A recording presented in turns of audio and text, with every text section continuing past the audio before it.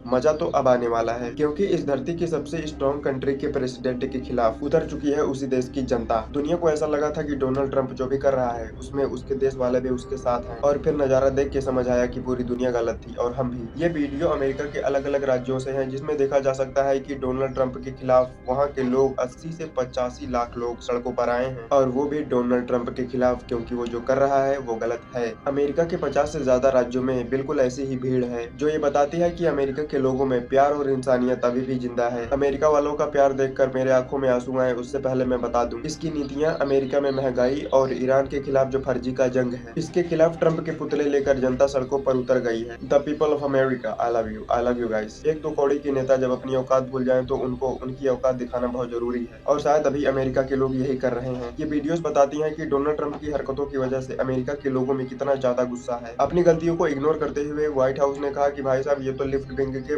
Funded protester हैं, जो कि ये बात पूरी तरीके से गलत है, क्योंकि आज तक मैंने कभी नहीं देखा कि कोई पार्टी अपने देश के लोगों को फंड करे और उसके फंड करने की वजह से 80 से 85 लाख लोग सड़कों पर आ जाएं। अब ये लोग डोनाल्ड ट्रंप का क्या हाल करेंगे ये तो यही लोग जाने, but I love you the people of America, I love you a lot. America के लोगों ने आज ये प्रूव कर दिया कि जहाँ भी डेमोक्रेसी होती है वहाँ भी सबसे पावरफुल जनता ही होती है।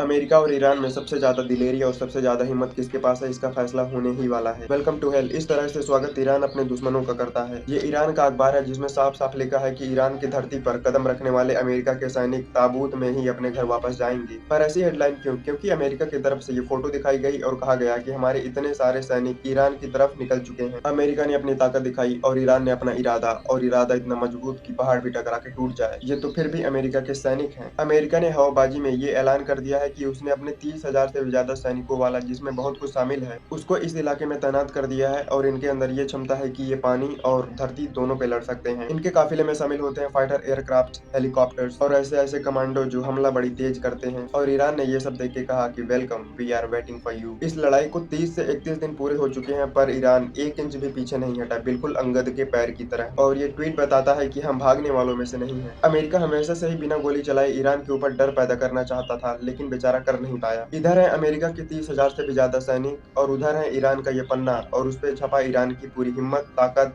बहुत सारी चीजें। पर ये सैनिक ईरान जा क्यों रहे हैं? क्योंकि अमेरिका अब ईरान में मिसाइल्स नहीं गिराना चाहता, वहाँ ग्राउंड पर भी ऑपरेशंस करना चाहता है। अब सैनिक जमीन पे उतर के मिसाइलों की जगह लेने वाले हैं, और ईरान भी इनसे कम नहीं है। ईरान केवल हवा में नहीं, धरती के अंदर भी लड़ाई करता है, क्योंकि ईरान के पास है बहुत सारी सुरंगें, और उन सुरंगों में बहुत सारा नेटवर्क। अब देखने वाली बात ये होगी कि ईरान उनको जमीन पर मारता है या अपने सुरंगों के अंदर या आसमान में, क्योंकि मुझे ऐसा लगता है कि ये लोग बहुत गलत आदमी के घर में इंटर कर चुके हैं।